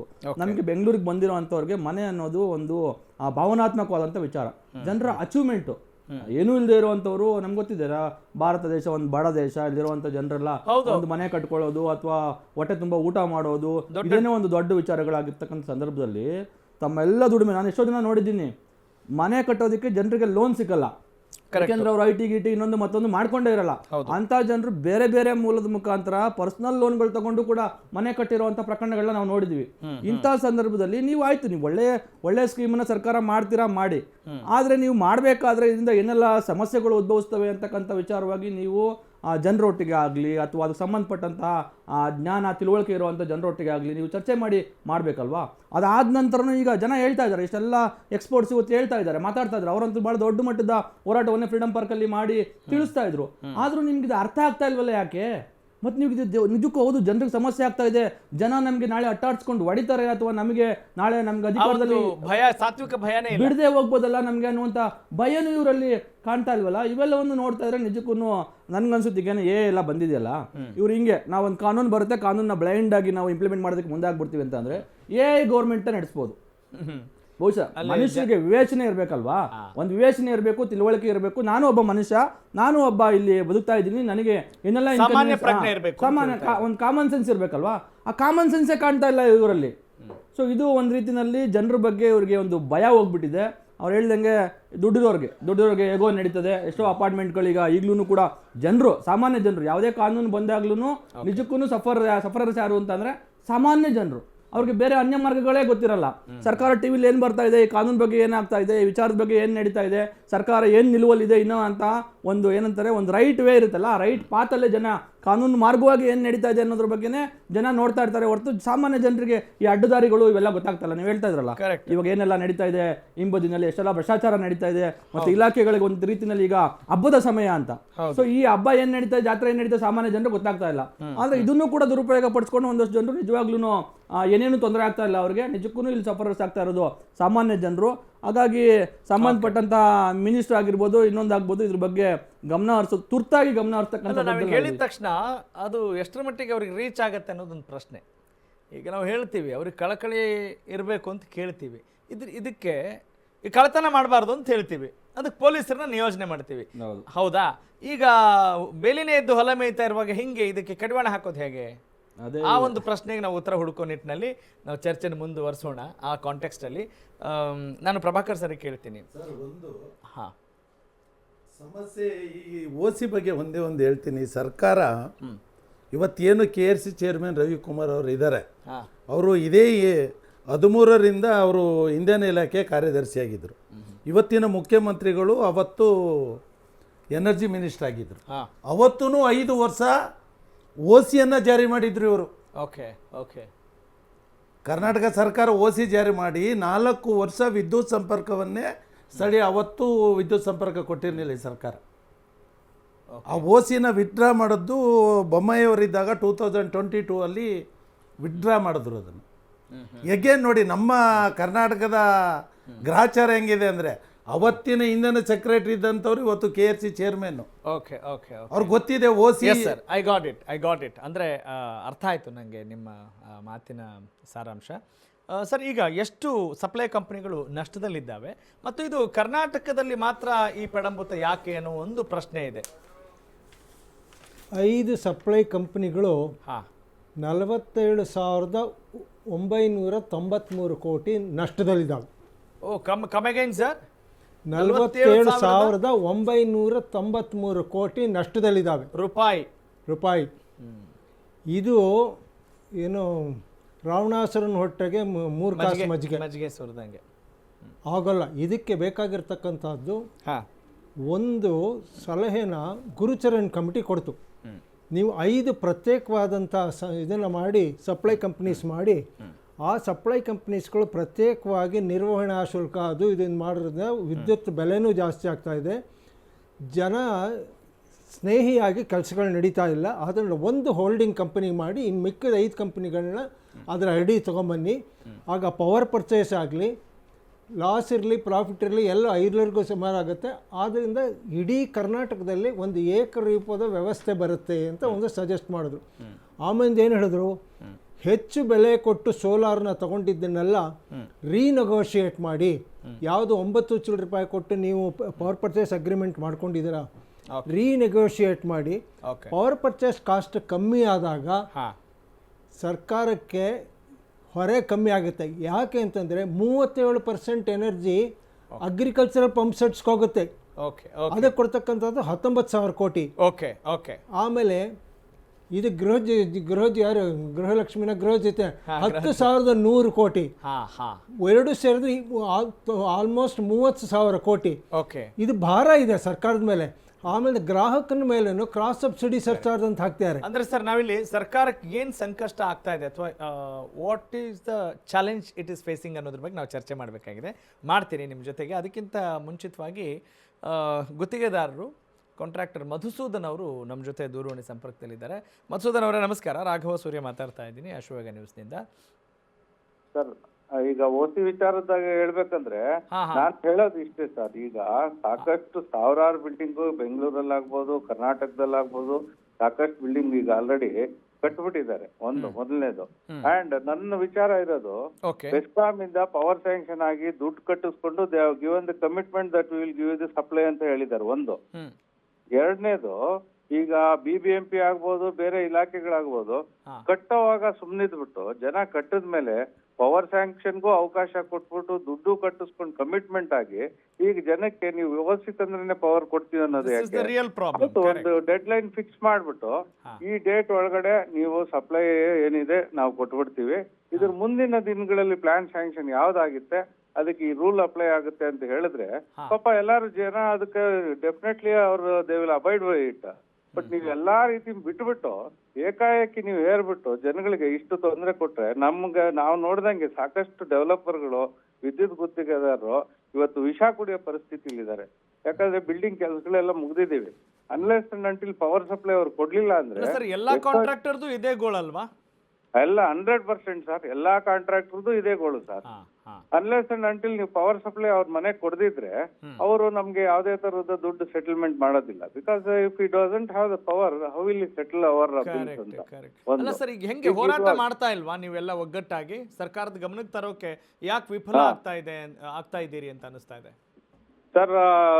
ಒಂದು ಸ್ಟ್ರೈಟ್ ಆಗಿ ಹೇಳ್ಬೇಕಂದ್ರೆ ನಮ್ಮ ಕಾಂಟ್ರಾಕ್ಟರ್ಗಳು ಇರೋ ಚಪ್ಲಿಗಳೆಲ್ಲ ಸೌದೋಯ್ತು ಸರ್. ಅಷ್ಟು ಹೋರಾಟ ಮಾಡಿದೀವಿ ನಾವು. ಎಲ್ಲಾ ಚಪ್ಲಿಗಳು ಸೌದೋಯ್ತು, ಜೇಬ್ ಖಾಲಿ ಆಗೋಯ್ತು, ಭಿಕ್ಷೆ ಬೇಡ ಪರಿಸ್ಥಿತಿಗೆ ಬಂದಿದೀವಿ ಕಾಂಟ್ರಾಕ್ಟರ್ಸ್ ಇವತ್ತು. ಅಂದ್ರೆ ಆ ದಪ್ಪ ಚರ್ಮದವ್ರ ವಿರುದ್ಧ ಹೋರಾಡೋಕೆ ಸಾಕಾಗ್ತಾ ಇಲ್ಲ ಇನ್ನು ಅಂತ. ದಪ್ಪ ಚರ್ಮದವ್ರ ವಿರುದ್ಧ ಹೋರಾಡ್ತಾ ಇದ್ದೀರಿ? ಹೌದು ಸರ್. ಈಗ ಯಾವ ರೀತಿ ಈ ಸರ್ಕಾರದಲ್ಲಿ ನಾವು ನಿಜವಾಗ್ಲೂ ಎಷ್ಟು ಹೋರಾಟ ಮಾಡಿದೀವಿ ಅಂದ್ರೆ ಯಾರು ಕೇಳಲಿಕ್ಕೆ ತಯಾರಿಲ್ಲ. ಪ್ರತಿ ಸರಿ ನಾವು ಅಲ್ಲಿ ಫ್ರೀಡಂ ಪಾರ್ಕ್ ಅಲ್ಲಿ ಬೆಳಿಗ್ಗೆಯಿಂದ ಸಾಯಂಕಾಲದವರೆಗೂ ಕೂರ್ತೀವಿ, ನಮ್ಮನ್ನ ಕೇಳೋರಿಲ್ಲ. ಸಾಯಂಕಾಲ ಬಂದು ಒಂದ್ ಮನವಿ ತಗೊಳ್ತಾರೆ, ಇದ್ರ ಬಗ್ಗೆ ನೋಡ್ತೀವಿ, ಚರ್ಚೆ ಮಾಡ್ತೀವಿ ಅಂತ ಹೇಳ್ತಾರೆ. ನೆಕ್ಸ್ಟ್ ಹೋರಾಟದವರೆಗೂ ಅದ್ರದ್ದು ಏನು ಸುದ್ದಿನೇ ಇರಲ್ಲ. ನಾವು ಕೇಳಿ ಈಗ ಇಂಧನ ಸಚಿವರು ಮನೆಗೆ ಹೋಗಿದ್ದಾಯ್ತು, CM ಅವ್ರನ್ನ ಅಪ್ರೋಚ್ ಮಾಡಿದ್ದಾಯ್ತು, ಓಕೆ ಕನ್ಸರ್ನ್ಡ್ ಎಲ್ಲಾ ಆಫೀಸರ್ಸ್ ನ ಮೀಟ್ ಮಾಡಿದ್ದಾಯ್ತು. ಯಾರು ಇದ್ರ ಬಗ್ಗೆ ಡಿಸಿಷನ್ ತಗೊಳ್ಳೋರಿಲ್ಲ. ನಾವು ಕೇಳ್ತಾ ಇರೋದು ಅಟ್ಲೀಸ್ಟ್ ನೀವು ಡೇಟ್ ಮಾಡಿದ್ರಲ್ಲ, ಅದ್ರ ಹಿಂದೆ ಏನ್ ಕಮಿಟ್ ಮಾಡಿ ದುಡ್ಡು ಕಟ್ಟಿಸ್ಕೊಂಡಿದ್ದೀರಾ ಅದಕ್ಕೆ ಸರ್ವಿಸ್ ಕೊಟ್ಬಿಡಿ. ಮುಂದಿನ ದಿವಸಗಳಲ್ಲಿ ಆಮೇಲೆ ಏನು ನೀವು ಪ್ಲಾನ್ ಸ್ಯಾಂಕ್ಷನ್ ಕೊಟ್ಟಿದ್ದೀರಾ ಅದಕ್ಕೆ ಹೊಸ ರೂಲ್ ನಲ್ಲೇ ಮಾಡಿ. ನಾವು ಬೇಡ ಅನ್ನಲ್ಲ, ಸ್ಟ್ರೀಮ್ ಲೈನ್ ಆದ್ರೆ ನಮಗೂ ಖುಷಿನೇ, ಎಲ್ಲಾರು ಒಂದು ಲೈನ್ ಅಲ್ಲಿ ಬರ್ತಾರೆ. ಬಟ್ ಹಳೇದಕ್ಕೆ ಕಮಿಟೆಡ್ ನೀವು ಕೊಡದೇ ಇದ್ರೆ ಜನ ಎಲ್ಲಿಗೆ ಹೋಗ್ಬೇಕು? ಅಲ್ಲ ಸರ್, ಈಗ ನೆಕ್ಸ್ಟ್ ಏನು, ಈಗ ನಿಮ್ಮ ಒಂದು ಅಳಲನ್ನ ತೋಡ್ಕೊಂಡ್ರಿ, ಏನಾದ್ರೂ ಆಶಾಭಾವನೆ ಇದೆಯಾ ನಿಮ್ಗೆ? ಈ ಹೋರಾಟಗಳಿಗೆ ನ್ಯಾಯ ಸಿಗುತ್ತೆ ಅನ್ನೋ ನಂಬಿಕೆ ಇದೆಯಾ ನಿಮ್ಗೆ? ಇಲ್ಲ ಸರ್, ನಮ್ಗೆ ಏನು ಕಾಣಿಸ್ತಾನೆ ಇಲ್ಲ ಸರ್, ಮುಂದೆ ಬೆಳಕೆ ಕಾಣ್ತಾ ಇಲ್ಲ ನಮ್ಗೆ, ಬರೀ ಕತ್ಲೆ ತುಂಬೋಗಿದೆ. ಎಸ್ ಸರ್, ಅದೇ ನೋಡಿ, ಎಲೆಕ್ಟ್ರಿಸಿಟಿ ಅಂತ ಹೇಳಿಕೊಂಡು ಅಲ್ಲಿ ಡಾರ್ಕ್ ಸಿಟಿ ಬಗ್ಗೆ ಅದಂತ ಒಂದು ಮನಸ್ಥಿತಿ. 100% ಸರ್, ಡಾರ್ಕ್ ಸಿಟಿಲೇ ನಾವು ಬದುಕ್ತಾ ಇದೀವಿ ಈಗ. ಎಸ್ ಸರ್, ನೋಡೋಣ ಸರ್, ನಮ್ಮ ಕೈಲಾದ ಪ್ರಯತ್ನವನ್ನು ಮಾಡೋಣ. ಈ ಒಂದು ಅರಿವು ಮೂಡಿಸೋ ದಯವಿಟ್ಟು ಇದ್ರ ಬಗ್ಗೆ ಏನಾದ್ರೂ ಒಂದು ಪರಿಹಾರ ಕೊಡಿಸ್ಲಿಕ್ಕೆ ಪ್ರಯತ್ನ ಮಾಡಿ. ಖಂಡಿತ ಅದೇ ಪ್ರಯತ್ನವನ್ನು ನಾವು ಮಾಡ್ತಾ ಇದ್ದೀವಿ sir. Thanks for joining us. ನಮಸ್ಕಾರ. ಎಸ್, ವಾಸುದೇವ ಕಶ್ಯಪ್ ಅವರೇ, ಈಗ ಬಹಳಷ್ಟು ಕಟ್ಟಡಗಳಿದ್ದಾವೆ ಈಗ, ಸಣ್ಣ ನಿವೇಶನಗಳು, ಅಪಾರ್ಟ್ಮೆಂಟ್ಗಳು, ಮತ್ತು ಕಂದಾಯಕ್ಕೆ ಸಂಬಂಧಪಟ್ಟ ಹಾಗೆ ಒಂದಿಷ್ಟು ನಿವೇಶನಗಳು, ಇವೆಲ್ಲವೂ ಇದ್ದಾವೆ. ಇಲ್ಲಿ ಬಹುತೇಕ OCಯನ್ನು ಪಡಿಲಿಕ್ಕೆ ಸಾಧ್ಯ ಆಗ್ತಾ ಇಲ್ಲ ಅನ್ನೋದಿದೆ. ಅಂದರೆ ಕಟ್ಟಡಗಳು ತಲೆ ಎತ್ತೆ ಆಗ್ಬಿಟ್ಟಿದ್ದಾವೆ. ಈಗ ಅದನ್ನು ಹೆಂಗೆ ಬಗೆಹರಿಸ್ತಾರೆ ಸರ್? ಈಗ ವ್ಯವಸ್ಥೆಯ 2-3 ಮುಖಗಳು ನೋಡಬೇಕು ನೀವು. ವ್ಯವಸ್ಥೆ ಮುಖಗಳಿವೆ, ಫುಲ್ ಸೈಟು, ಹಾಫ್ ಸೈಟು, ಮುಖಗಳು, ವ್ಯವಸ್ಥೆಯ ಮುಖಗಳು. ಏನಿದೆ ಅಂತಂದರೆ, ನಮ್ಮ ಕಾಂಟ್ರಾಕ್ಟ್ ಅಸೋಸಿಯೇಷನ್ ಗುತ್ತಿಗೆದಾರ ಅವರು ಹೇಳಿದ್ರು, ಸಾರು ಹೇಳಿದ್ರು, ಹಳೆಯದನ್ನು ಏನಿದೆ ನೀವು ಇದನ್ನು ಸರಿ ಮಾಡಿಕೊಡಿ, ನೀವು ಹಳೆಯದು ಬಡಿದ ಔಟ್ಸ್ಟ್ಯಾಂಡಿಂಗ್ ಡ್ಯೂಸ್ ಇದೆ ಅದು ಕಟ್ಸ್ಕೊಳ್ಳಿ, ಸೊ 100 ಜನಕ್ಕೆ ಅದು ಅನುಕೂಲ ಆಗುತ್ತೆ ಅಂತ ಹೇಳಿದ್ರು. ಹೌದು, ಅಲ್ಲೊಂದು ಕಾನೂನು ತೊಡಕಿದೆ. ಅಲ್ಲಿ ಏನು ತೊಡಕು ಅಂತಂದರೆ, ಈ BBMPಯಿಂದ OC ಮತ್ತು ಆಕ್ಯುಪೇಷನ್ ಸರ್ಟಿಫಿಕೇಟ್ ಕರೆಕ್ಟಾಗಿ ಬಂದಿಲ್ಲ ಅಂತಂದರೆ ನೀವು ಬ್ಯಾಂಕಲ್ಲಿ ಲೋನ್ ತೊಗೊಳಕ್ಕಾಗಲ್ಲ. Correct, that is the point. ಬ್ಯಾಂಕಲ್ಲಿ ಲೋನ್ ತೊಗೊಳಕ್ಕಾಗಲ್ಲ. ನಿಮ್ಮ ಬಿಲ್ಡಿಂಗಿಗೆ ನೀವು ಎಷ್ಟು ಕಷ್ಟ, ಲಕ್ಷಾಂತರ ರೂಪಾಯಿ ನೀವು ಚಿನ್ನದ ಮೊಜಾಕ್ ಫ್ಲೋರ್ ಹಾಕಿದ್ರೂ ಕೂಡ ಯುವರ್ ಬಿಲ್ಡಿಂಗ್ ಈಸ್ ಝೀರೋ. ಅದು ಇದು ಆ್ಯಕ್ಚುಲಿ ಫ್ಯಾಕ್ಟ್. ಸಕ್ರಮ ಅಂತ ಒಂದು ಇದೆ. ಅದರಲ್ಲಿ ಏನಾದ್ರೂ ಕೂಡ ಇವರು ಯಾರು ಸಕ್ರಮ ಬಿಲ್ಡಿಂಗ್ ಏನಾದ್ರೂ ಸಕ್ರಮಕ್ಕೆ ಏನಾದರೂ ಒಳಪಟ್ಟರೆ ಅದು ಆಟೋಮೆಟಿಕ್ ಇವ್ರದ್ದು ಕೂಡ ಪ್ರಾಬ್ಲಮ್ ಸಾಲ್ವ್ ಆಗುತ್ತೆ. ಯಾಕಂದರೆ ಬಿಲ್ಡಿಂಗ್ಗೆ ವ್ಯಾಲಿಡಿಟಿ ಇಲ್ಲ ಅಂದಮೇಲೆ ಇವ್ರ ಪವರ್ ಸಪ್ಲೈ ಕೂಡ no use. Correct. Power supply power licence ಏನಿದೆ ಸರ್, ಈಗ ಗುತ್ತಿಗೆದಾರರು ಮತ್ತು ಬೆಸ್ಕಾಮು, ಗುತ್ತಿಗೆದಾರರು ಮತ್ತು BBMP, ಗುತ್ತಿಗೆದಾರರು ಮತ್ತು PWSSB ಏನು ಸಮನ್ವಯ ಇದೆಯಲ್ಲ, ಇವ್ರ ಮಧ್ಯೆ ಸಮನ್ವಯ ಇರಬೇಕು. ಇಲ್ಲಿ ಇಡೀ ಹರ್ಟ್ ಮಾಡ್ಕೋಬೋದು ಅವರು. ನನ್ನ ಸ್ನೇಹಿತರು ಕೆಲವರು ಕಹಿ ಸತ್ಯ ಹೇಳಿದ್ರೆ ಏನಾಗುತ್ತೆ ಅಂತಂದರೆ, ಇಲ್ಲಿ ಗುತ್ತಿಗೆದಾರರು ಮತ್ತು ಬೆಸ್ಕಾಮು, ವಿದ್ಯುತ್ ಶಕ್ತಿ ಗುತ್ತಿಗೆದಾರ ಬೆಸ್ಕಾಮು, ಇದ್ರ ಮಧ್ಯೆ ಒಂದು ದೊಡ್ಡ ಲಾಬಿನೇ ಇದೆ. ಸಣ್ಣ ಮನೆಗಳಿಗೆ ಕನಿಷ್ಠ 1 ಲಕ್ಷ ರೂಪಾಯಿ ಅಂತ ಇಟ್ಕೊಂಡ್ರು ಕೂಡ ಕರಪ್ಷನ್ ಅಮೌಂಟು. ಸಣ್ಣ ಮನೆ ಅಂದರೆ 30-40 and 20-30 1 ಲಕ್ಷ ಅಂತ ಇಟ್ಕೊಂಡ್ರು ಕೂಡ almost you get 3,000 crores. Okay, ದೊಡ್ಡಗೆ ಬನ್ನಿ. ಆ ದೊಡ್ಡದಕ್ಕೆ ಬಂದಾಗ ಅದು ಅಡಿ ಲೆಕ್ಕದಲ್ಲಿ ಸಿಗುತ್ತೆ. ಅಡಿ ಲೆಕ್ಕದಲ್ಲಿ ಬಂದು 10,000 ಕೋಟಿ ಟರ್ನ್ ಔಟ್ ಆಗುತ್ತದೆ. ಯಾರು ಬಿಟ್ಕೊಡ್ತಾರೆ ಸರ್ ನಿಮಗೆ? ಕರೆಕ್ಟ್. ಯಾರು ಹೆಲ್ಪ್ ಮಾಡ್ತಾರೆ ನಿಮಗೆ? ಯಾವ ಈಗ ನೀವು ಲೋಕಾಯುಕ್ತದ ಒಂದು ಫ್ರೇಮ್ ವಿಂಡೋ ತೆಗೀರಿ, ಸಿಗೋದ್ರೆ ಯಾರು ಅರೆಸ್ಟ್ ಆಗೋರು ಯಾರು ಗೊತ್ತಾ? ಟೀಚರ್ಗಳು ಅರೆಸ್ಟ್ ಆಗಲ್ಲ. ಅರೆಸ್ಟ್ ಆಗೋದು ಯಾವುದು? ಬೆಸ್ಕಾಮ್ ಇಂಜಿನಿಯರು, PWCB ಇಂಜಿನಿಯರು, ಏನ್ರಿ ಇವರೇ KRS, BDI ಇಂಜಿನಿಯರು, ಲೋಕಾಯುಕ್ತ, ಇವೆಲ್ಲ ಅರೆಸ್ಟ್ ಆಗೋದೆಲ್ಲ ಇವ್ರುಗಳೇ. ನೋಡಿ, ಇವರು ನಮ್ಮ ಸಾರ್ ಒಳ್ಳೆ ಚೆನ್ನಾಗಿ ಹೇಳಿದ್ರು, 49,000 ಕೋಟಿ ಏನು ಇದೆಲ್ಲ ಇನ್ನು ಅಂಡರ್ ದಟ್ ಲಾಸ್ ಅಂತ ಸಪ್ಲೈ ಕಂಪ್ನಿಗಳು. ಅವು ಲಾಸ್ ಆಗುತ್ತೆ, ಬಟ್ ಇವ್ರು ಶ್ರೀಮಂತರಾಗ್ತಾರೆ. ಯಾರು ಸರ್? ವಾರ್ಡ್ ಮಟ್ಟದಿಂದ ಶುರು ಆಗುತ್ತೆ ಇದು ಕರಪ್ಷನ್ನು. ನನ್ನ ಮಾತು ಸಹಮತ ಇದೆ ಅಂತ ಅಂದ್ಕೊಡ್ತೀನಿ. ವಾರ್ಡ್ ಮಟ್ಟದಿಂದ ಕರಪ್ಷನ್ ಇದೆ. ಒಂದು ಫೈಲ್ ಏನಾದರೂ ಬೆಸ್ಕಾಮ್ ಇಂಜಿನಿಯರ್ AE ಹತ್ರ ಹೋದರೆ ಆ ಫೈಲ್ ಕ್ಲಿಯರ್ ಸಿಗ್ನೇಚರ್ ಹಾಕೋದಕ್ಕೇನೆ ದುಡ್ಡು ಬಿಚ್ಚಿಲ್ಲ ಗುತ್ತಿಗೆದಾರ ಅಂದರೆ ಫೈಲ್ ಮೂವ್ ಆಗಲ್ಲ ಸರ್. ಅಲ್ಲ, that is the known fact ಅನ್ನೋ ಥರ ಆಗಿದೆ.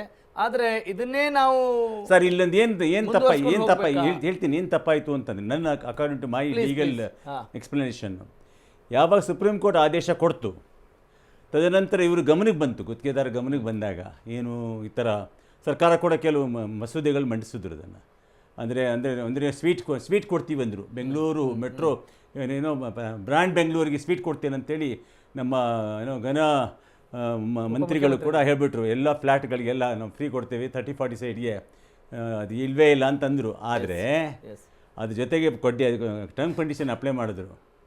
ಇಲ್ಲಿ ಪ್ರಶ್ನೆ ಹುಟ್ಟೋದು ಏನಂತಂದ್ರೆ, ಇಲ್ಲಿ ಇವ್ರು ಏನಾದರೂ ಆ ಟೈಮ್ನಲ್ಲಿ ಏನಾದರೂ ಇವ್ರಿಗೆ ಚಾಲೆಂಜಿಂಗ್ ಮಾಡಿದ್ದೀರಿ ನಮ್ಮದು ಮೊದಲು ಹಳೆಯದನ್ನು ಸೆಟ್ ಮಾಡಿಬಿಟ್ರೆ ನೀವು ಅದು ಆ ಆರ್ಡರ್ ಏನಿತ್ತು ಮೊಂಡಮಸ್ ಆರ್ಡರ್ ಅಂತ ಕರೀತಾರೆ ಅದನ್ನು. ಮೊಂಡಮಸ್ ಆರ್ಡರ್ ಅಂತಂದರೆ directly government to the concern ಇಂಧನ ಮಂತ್ರಿಗಾಗಲಿ ನಗರಾಭಿವೃದ್ಧಿ ಸಚಿವರಾಗಲಿ ಅಥವಾ ಚೀಫ್ ಮಿನಿಸ್ಟರ್ ಮಂಡಮಸ್ ಆರ್ಡರ್ ಮಾಡಿಸಿದ್ರೆ ಅಮೆಂಡ್ಮೆಂಟ್ ಪಾಸ್ ಆಗೋದದು. ಮೊದಲು ಕ್ಲಿಯರ್ ಮಾಡಿರಿ ಫಸ್ಟ್ ಅದನ್ನು ಹಳೆಯದನ್ನ ಅಂತ ಅನ್ನೋರು. ಸಕ್ರಮನೋ ಅಕ್ರಮನೋ ಕ್ಲಿಯರ್ ಆಗೋದು ನಿಮಗೆ. ಇವತ್ತೇನು ನೀವು ತೋಡ್ಕೋತಾ ಇದ್ದೀರಿ ತಮ್ಮ ಸಂಕಟನ. 100 ಜನ ಲಕ್ಷಾಂತರ ಜನ ಇವತ್ತು ಹಾಳಾಗ್ಬಿಟ್ರು, ಬೀದಿ ಬಿದ್ದುಬಿಟ್ರು ಅಂತೆಲ್ಲ ಹೇಳ್ತಿದ್ದೀರಿ. ಅದು ಮಂಡಮಸ್ ಆರ್ಡರ್ ನೀವು ಮಾಡಿಸ್ಬೋದಾಯಿತು, ಮಾಡ್ತಿಲ್ಲ. ಅದು that is the error by the ಗುತ್ತಿಗೆದಾರರ ಸಂಘ ಅಥವಾ ಯಾರು ಬೇಕಾರಾಗಿದೆ. ಅಂದ್ರೆ ಕಾಂಟ್ರಾಕ್ಟರ್ಸ್ ನಡುವೆ ಇಲ್ಲಿ ಅವ್ರೇನ್ ಹೇಳ್ತಾ ಇದ್ದಾರೆ, ಸಮನ್ವಯತೆ ಕೊರತೆ ಅಂತ ಹೇಳ್ತಾರೆ. ಸಮನ್ವಯತೆ ಅಲ್ಲ ಸರ್, ಇವರು ಏನ್ ಹೇಳ್ತಾ ಇದ್ದಾರೆ, ಏನೋ ಹೇಳ್ತಾ ಇದ್ದಾರೆ, ನೋಡೋಣ. ನಮ್ಮ ಕೆಲವು ಏರಿಯಾನಲ್ಲಿ ಮಾತ್ರ ಇದೆ. ಇದು ಒಂದು ಸೂಕ್ಷ್ಮವಾದ ಸಮನ್ವಯತೆಗೂ ಮತ್ತೆ ಇದು ಸಂಬಂಧ ಇದೆಯಾ?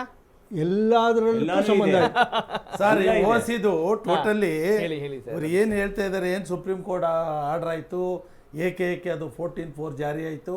ಅದಾದ ನಂತರ ನಾವು ಲೀಗಲ್ ಇದರಲ್ಲೂ ನಾವು ಇದು ಮಾಡಿದಾಗ ಈಗ ಏನು ಓಸಿದು ಆರ್ಡರ್ ಮಾಡಿದೆ ಸುಪ್ರೀಂ ಕೋರ್ಟು, ಈ ಆರ್ಡರ್ ವಿಶೇಷ ಏನಿದೆ ಅಂದರೆ, ಇಫ್ ಎನಿ ಚಾಲೆಂಜ್ ನಾವು ಆ ಕೋರ್ಟ್ಗೆ ಹೋಗ್ಬೇಕು. ಯಾವುದೇ ಹೈಕೋರ್ಟಲ್ಲಿ ಇದನ್ನು ಅಪೀಲ್ ಹಾಕಂಗಿಲ್ಲ. ಯಾವ ಕೋರ್ಟಿಗೆ ಹೋಗ್ಬೇಕು? ಏನು ಸುಪ್ರೀಂ ಕೋರ್ಟು ಡಿಸೆಂಬರ್ ಜಾರಿ ಮಾಡಿದೆ ಈ ಆದೇಶ, ಯಾವುದೇ ಹೈಕೋರ್ಟಲ್ಲಿ ನಾವು ಇದನ್ನು ಚಾಲೆಂಜ್ ಮಾಡಂಗಿಲ್ಲ.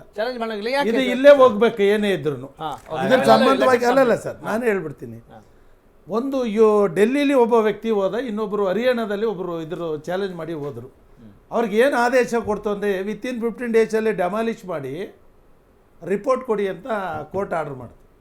ಚಾಲೆಂಜ್ ಮಾಡೋಕ್ಕೆ ಹೋದ ವ್ಯಕ್ತಿ, ನಾನು ಮನೆ ಕಟ್ಟಿದ್ದೀನಿ, ಈ ಆದೇಶ ಇದೆ, ನನಗೆ ಕರೆಂಟ್ ಕೊಡಬೇಕು ಅಥವಾ ಮೂಲಭೂತ ಸೌಕರ್ಯಗಳು ಬೇಕು ಅಂದಾಗ ಏಕೆ ಚಾಲೆಂಜ್ ಮಾಡೋಕ್ಕಾಗಲ್ಲ ಅಂದರೆ, ಸರ್ ಹೇಳಿದ್ರು, ಈಗಾಗಲೇ ನಮ್ಮಲ್ಲಿ ಕಾನೂನಲ್ಲಿ ಇದೆ, ಸ್ಥಳೀಯ ಸಂಸ್ಥೆಗಳಲ್ಲಿ ಏನೇನು ಒಂದು ಕಟ್ಟಡವನ್ನು ಕಟ್ಟಬೇಕಾದ್ರೆ ಏನು ಇದೆ ಕಾನೂನು ಅನ್ನೋದು ಸ್ಥಳೀಯ ಸಂಸ್ಥೆಯ ಬೈಲ ಪ್ರಕಾರ ಇದೆ.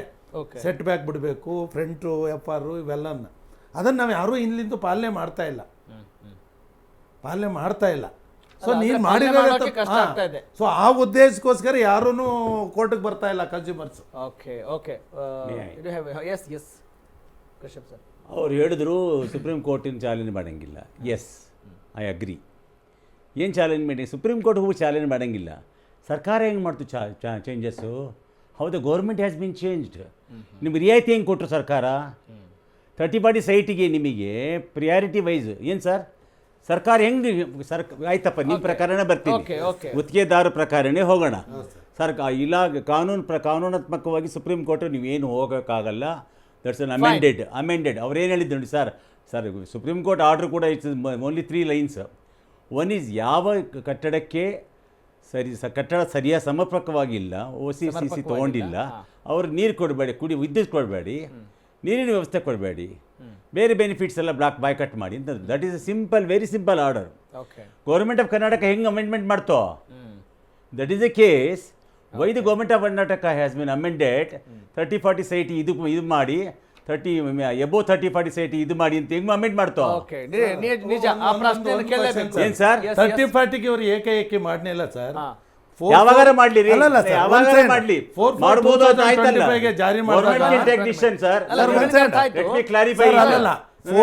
2025ಗೆ ಜಾರಿ ಮಾಡಿದಾಗ ನಾವು ಮನೆ ಮುಖ್ಯಮಂತ್ರಿಗಳು, ಇಂಧನ ಸಚಿವರು ಎಲ್ಲರನ್ನ ಭೇಟಿ ಮಾಡ್ದು. ಕೊನೆಗೆ ನಾವು ಏನು ಮಾಡ್ದು ಅಂದರೆ, ಸೆಷನ್ ಏನು ಹಿಂದೆ ನವೆಂಬರಲ್ಲಿ ಸೆಷನ್ ನಡೆದಾಗ ಒಂದು ಘೋಷಣೆ ಮಾಡ್ದು, ಸದಸ್ಯರ ನಡೆ ಶಾಸಕರ ಭೇಟಿ ಕಡೆ ಅಂತ. ಇಡೀ ರಾಜ್ಯದ 224 MLAಗಳಿಗೂ ಈ ಕೋರ್ಟ್ ಆದೇಶ ಸ್ಥಳೀಯವಾಗಿ ಏನು ತೊಂದರೆ ಆಗ್ತಾಯಿದೆ ಅಂತ ಸಂದರ್ಭದಲ್ಲಿ ಎಲ್ಲ ಶಾಸಕರು ಆ ಸೆಷನ್ನಲ್ಲಿ ಚರ್ಚೆ ಮಾಡಿದ್ರು. ನಾನು ಯಾವುದೋ ಹಳ್ಳಿಲಿ ಒಂದು ಮನೆ ಕಟ್ಟಿದ್ದಾರೆ, ಕರೆಂಟ್ ಕೊಡ್ತಾ ಇಲ್ಲ. ಒಬ್ಬ ಗ್ರಾಹಕರು ಕೂಡ ಈಗ ಫೋನ್ ಜಾಯ್ನ್ ಆಗಿದ್ದಾರೆ. Is he online? ಮಧು ಅವರು ಲೈನಲ್ಲಿ ಇದ್ದಾರೆ. ಎಸ್, ಮಧು ಅವರೇ ನಮಸ್ಕಾರ. ನಮಸ್ಕಾರ ಸರ್. ನಮಸ್ಕಾರ. ಏನು ಹೇಳಬೇಕು ಅಂತಿದ್ದೀರಿ ಈಗ ಈ ಕಾರ್ಯಕ್ರಮ ನೋಡಿದ ತಕ್ಷಣ ಏನು ಅನ್ನಿಸ್ತು ನಿಮಗೆ? ಈ ಕರೆಂಟ್ ಕರ್ಮಕಾಂಡ ಅನ್ನೋ ಶೀರ್ಷಿಕೆ ಅಡಿಯಲ್ಲಿ ನಾವು ಇವತ್ತು ಚರ್ಚೆ ಮಾಡ್ತಾ ಇದ್ದೀವಿ. ಈ OCCC ಯಾವ ರೀತಿ ಪ್ರಡಂಭೂತವಾಗಿ ಪರಿಣಮಿಸಿದೆ ಮತ್ತು ಲಂಚಬಾಕತನ ಮಾಡೋರಿಗೆ ಇದು ದೊಡ್ಡ ಹಬ್ಬ ಆಗಿದೆ, ಇದೊಂದು ಅಸ್ತ್ರ ಆಗಿದೆ. ನೀವು ಏನು ಫೇಸ್ ಮಾಡ್ತಾ ಇದ್ದೀರಿ? ಏನು ಪ್ರಾಬ್ಲಮ್ ಫೇಸ್ ಮಾಡ್ತಾ ಇದ್ದೀರಿ? ಕರೆಕ್ಟ್ ಆಯ್ತು. ನಾವು ಒಂದು ಮನೆ ಕಟ್ಟಿದ್ದೀವಿ ಸರ್, 60-40 ಸೈಟ್ ಅಲ್ಲಿ. ಎಷ್ಟು? 60-40 ಸೈಟ್. ಅದಕ್ಕೆ ಅಂದ್ರೆ ಸೆಟ್ ಬ್ಯಾಕ್ ನಾವು ಕಮ್ಮಿ ಕಟ್ಟಿ ಆಲ್ಮೋಸ್ಟ್ 2 ಅಡಿ ಬಿಟ್ಟು ಕಟ್ಟಿದೀವಿ. ಓಕೆ. ಈಗ ಕರೆಂಟ್ ಬೇಕು ಅಂದ್ರೆ ನಾವು ಡಿಪಾಸಿಟ್ ಕಟ್ಟಿದೀವಿ. ಪವರ್ ಕನೆಕ್ಷನ್ ಕೊಡಿ ಅಂದ್ರೆ OC ಬೇಕು ಅಂತ ಇದ್ರು. ನಮ್ಗೆ ಗೊತ್ತೇ ಇಲ್ಲ, ಮನೆ ಸ್ಟಾರ್ಟ್ ಮಾಡುವಾಗ ನಮ್ಗೆ OC ಬೇಕು ಅಂತ ಯಾರು ಹೇಳಿಲ್ಲ. ಈಗ ಕಟ್ಟಿಬಿಟ್ಟಿದೀವಿ ಮನೆ. ನಾವು ವಾಸ ಮಾಡ್ಲಿಕ್ಕೆ ಆಗ್ತಾ ಇಲ್ಲ, ಬಾಡಿಗೆ ಕೊಡ್ಲಿಕ್ಕೆ ಆಗ್ತಾ ಇಲ್ಲ. ನಮ್ಗೆ 2 ಮಕ್ಳಿದ್ದಾರೆ. ಕರೆಕ್ಟ್. ಅವ್ರಿಗೊಂದೊಂದು ಮನೆ ಕೊಟ್ಟಿದೀವಿ. ನಾವೊಂದು ಮನೆ ಇಟ್ಕೊಂಡ ಮೇಲೆ ಒಂದು ರೆಂಟ್ ಕೊಡ್ಲಿಕ್ಕೆ ಅಂತ ಮಾಡ್ಕೊಂಡಿದೀವಿ.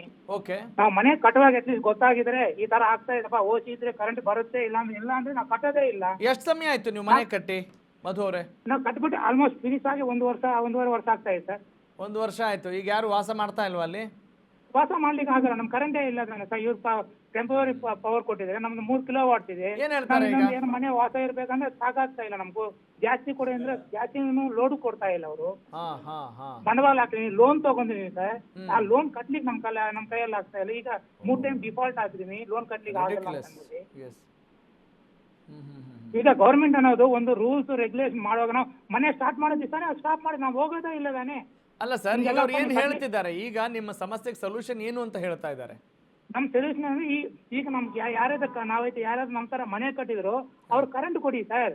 ಗೌರ್ಮೆಂಟ್ ಅದು ಕರೆಂಟ್ ನೀರಿಲ್ಲ ಅಂದ್ರೆ ಹೆಂಗ್ ವಾಸ ಮಾಡೋದು ನಾವು? ಅದು ಬೇಸಿಕ್ ಅಲ್ವಾ ನಮ್ಗೂ? ಒಂದೇ ಎಲ್ಲ ಸ್ಟೇಟ್ಗೆ ಇಲ್ವಾ ಇದು? ಎಲ್ಲ ಸ್ಟೇಟ್ ಎಲ್ಲ ಮಾಡ್ತಾ ಇದ್ರಲ್ಲ, ನಮ್ಮ ಒಂದು ಕರ್ನಾಟಕದಲ್ಲೇ ಯಾಕೆ ಇಂಥ ಪ್ರಾಬ್ಲಮ್ ಅಂತ?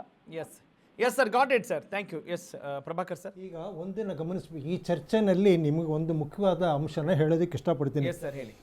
ಎಲ್ಲ ಮುನ್ಸಿಪಲ್ ಕಾರ್ಪೊರೇಷನ್ಸು ಬಾಡೀಸು 15ನೇ ತಾರೀಕು ಒಮ್ಮೆ ಸುಪ್ರೀಂ ಕೋರ್ಟ್ ಮುಂದೆ ಅಫಿಡವಿಟ್ ಹಾಕಬೇಕು.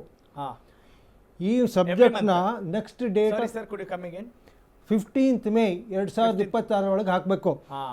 ನೆಕ್ಸ್ಟ್ ಹಿಯರಿಂಗ್ 20ನೇ ತಾರೀಕು, ಮೇ 20ನೇ ತಾರೀಕೆ ಇದೆ. ಇದ್ರ ಬಗ್ಗೆ ನಾವು ಯಾವುದೇ ಈ ಸಂದರ್ಭದಲ್ಲಿ ಇದಕ್ಕೆ ಸುಪ್ರೀಂ ಕೋರ್ಟ್ನ ಯಾವುದೇ ವಿಷಯದ ಬಗ್ಗೆ ನಾವು ಇದನ್ನು ನಾವು ಚರ್ಚೆ ಮಾಡಬಾರ್ದು. ಹೌದಾ? ಬಿಕಮ್ ಸಬ್ಜುಡಿಸ್. ನಮ್ಮ ಒಪಿನಿಯನ್ ಏನು ಅಂತಂದರೆ ಇದು ಬೇಕು ಅಂತ ಕೇಳಿದ್ರೆ ತಪ್ಪಿಲ್ಲ, ಆದರೆ ಇದ್ರಲ್ಲಿ ತಪ್ಪಿದೆ ಯಾವುದರಲ್ಲಿ ಆದೇಶದ ಅಷ್ಟೇ ಇಟ್ಕೊಳ್ಬೇಕು. ಹಾಗಾಗಿ ನಾವೀಗ ಏನು ಹೇಳಬೇಕು ಅಂತಂದರೆ ಕಲರಬಲ್ ಎಕ್ಸರ್ಸೈಸ್ ಆಫ್ ಪವರ್ ಅಂತ.